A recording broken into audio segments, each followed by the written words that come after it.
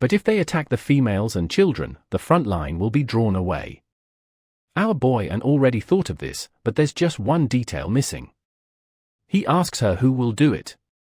Who's going to be the one to attack the creatures alone and draw them all away? He yells, warning that this is basically a suicide mission. But out of nowhere, she says she'll do it, and he looks a bit confused.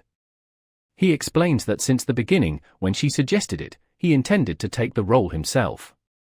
He then asks if, by any chance, she's planning to use a certain herb. She looks confused and asks how he knew about that. He says it's obvious, because otherwise, she wouldn't accept his suicidal mission like this. He then says that lately, he's changed a lot out of nowhere. Suddenly, he starts coughing, saying that if it works, it's not a bad plan. She then thumps her chest and tells him not to worry. She spent a lot of time there as a child, so there's no way it'll go wrong. Kelix then asks why she's going so far to help him. She simply replies that if the Shikan family dies, she dies too. Our boy warns that it'll be hard for her to gain recognition from the others and asks if she's okay with that. She seems to agree, and he says okay then. But before she leaves, he wants to help with something. She asks when it is, and he points to the horizon.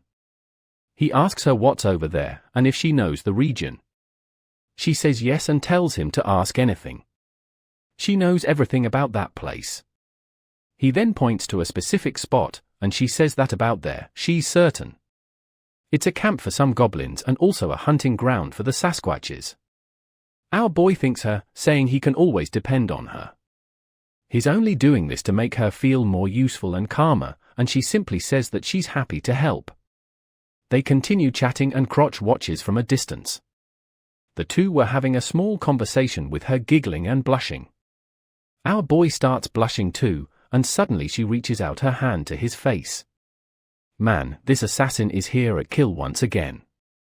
Our boy is red. When he closes his eyes and opens them again, he realizes she was just pulling a leaf out of his hair.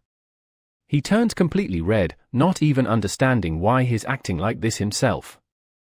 It's probably because he spent his entire life as an isolated attacker. Then Crotch appears, asking what's going on there. Our boy tells him to get lost and says it's nothing. Then he tells the guy to prepare Layla's equipment.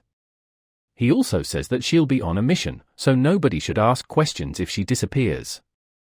Crotch wants to know about the mission because he doesn't trust her. But Calix says to trust him, he trusts her, and they're on the same side. The knight doesn't want to accept it, but says that just this once, he'll understand. Layla drops something on the ground and tells them not to worry because she already has her own equipment. Everyone looks at her, a bit embarrassed. Man, this assassin really is dangerous. What's up with her walking around like that? Calix is practically exploding while Crot asks what this is. She puts on her gauntlets and her boots. Let's admit it, the lower part around the glutes is missing just a bit of armor. She then takes something in her hand and starts smearing it on her face. Apparently, it's that her meant to distract the Sass watches. Obviously, it stinks like hell and Crot pinches his nose shut. Meanwhile, Layla doesn't care at all about her outfit with the people staring at her because of the smell. What matters to her is completing this mission. Her concerns were unnecessary. Calix then asks the prince if they can start the plan and he says she should take some soldiers with her. She certainly wouldn't listen to her orders, so it's better not to. He responds that if that's the case, then she's free. With that, she gracefully jumps from branch to branch. Crot turns around saying that they need to move forward as well. The army advances through the forest and Crot declares that they'll finish this in one strike. Everyone is ready, but Calix is still feeling insecure about this fight. One of the Sass watches notices something and when it turns, Crot is leaping toward it. He manages to land the first cut, but it's too shallow. Calix wonders why he slashed in a situation where he should have tried to stab. Crot is quickly covered by the shadow of the Sasquatch, which unleashes a flurry of punches. He's thrown far away and the fool was grinning saying that this fight is much more exciting than on the PC. Suddenly, the ape starts beating his chest and everyone looks confused. A huge flock of birds is heard around and more of them start approaching. Calix already realizes that maybe burning down the entire forest wouldn't have been such a bad idea after all. While Crot charges ahead enthusiastically, calling out to the Blue Lion Legion, our boy yells for them to wait and not leave him alone. At that moment, a guy named Albu and another named Thomas step in front telling him not to stray far. The army begins fighting the apes. Crot prepares, charges his blade with energy, and leaves toward them, declaring that he'll end this now. Before the monster can react, he slashes it and a blast of energy hits the ape. The entire forest is overtaken by the explosion. As the smoke starts to settle, Crot is already getting exhausted. But apparently, he managed to take down the first Sasquatch. He stands proudly looking back. Meanwhile, our boy wonders why this idiot is enjoying the fight so much.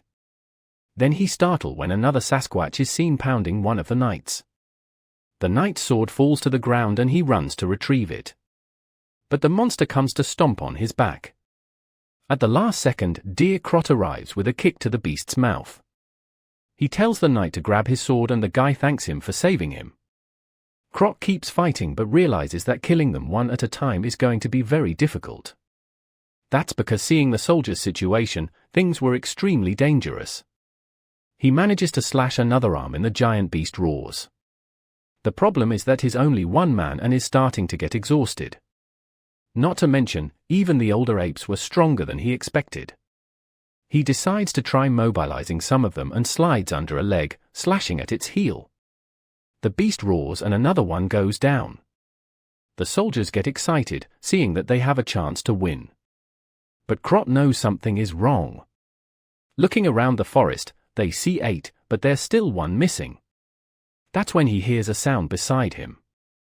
There's a giant albino one charging toward the prince. And the worst part is that the monster is running and Calix has no way to escape. Crot rushes, but Albu steps in front telling the prince to stay back. In my distance, Crot unleashes another lightning attack, and everyone is momentarily blinded. But as the smoke clears, a hand bursts out of it. It strikes Albu in the chest, sending him flying and leaving a crater in the ground. Calix is shocked, realizing that should have been him.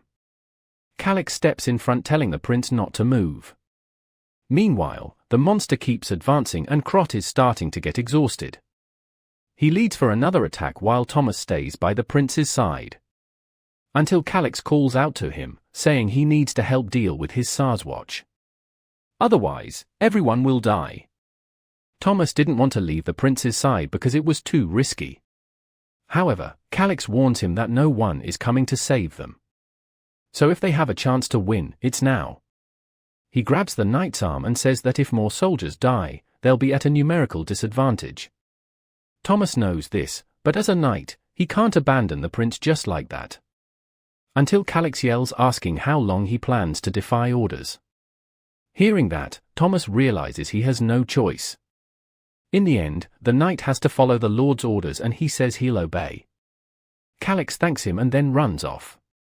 He follows the crater until he gets close to Albu. Obviously, the poor guy is in bad shape on the ground and Calix is horrified at the sight. With one attack, he had lost his arm and his armor was completely crushed. He approaches, telling the guy not to lose consciousness because he's going to stop the bleeding. He pours a potion into his mouth, but he knows it's not enough.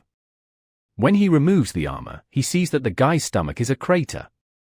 The Sasquatchers punch and hit directly, leaving him with massive internal bleeding. The problem is that these low-level potions aren't enough. They need a healer as soon as possible. He grabs the guy's sword and tells him to stay awake. He'll come back as fast as possible and make sure he survives. Shortly after, in another part of the forest, he hides behind a tree, observing the Sasquatches. This was the hunting region for Godlamp that Layla had mentioned. But she's glancing at them, he's terrified to see the beasts pounding their chests. The monsters were much stronger and more disgusting than he had imagined. He punches the tree, thinking that he really could die here. He's afraid, even though he wants to trust Layla's plan and assure she set up the traps. If everything goes right, he won't get hurt, but this isn't the world where he's sitting behind a monitor. Even heavily, he remembers Albu lying there. He tells himself it's fine, he won't die. He steels himself, saying that he'll do this, and then steps out from behind the tree. He calls out to the SARS watchers, shouting that today is their day to die. They have charges at him, but suddenly he pulls a lever and several spears strike from behind. They stab right into the beast's ribs and it drops to the ground immediately.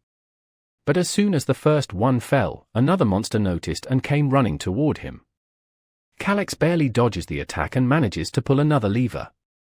This time, a rope swings down, slamming the giant beasts into the ground. These were extremely sharp spider vines. Additionally, he had asked Layla to coat the spikes with mermaid venom, an incredibly strong anesthetic. Seeing how weak the ape is now, he believes it worked. He steps closer, grabs the sword, and strikes it right in the middle of the head. The feeling of the blade piercing the skull was so much different than in the game.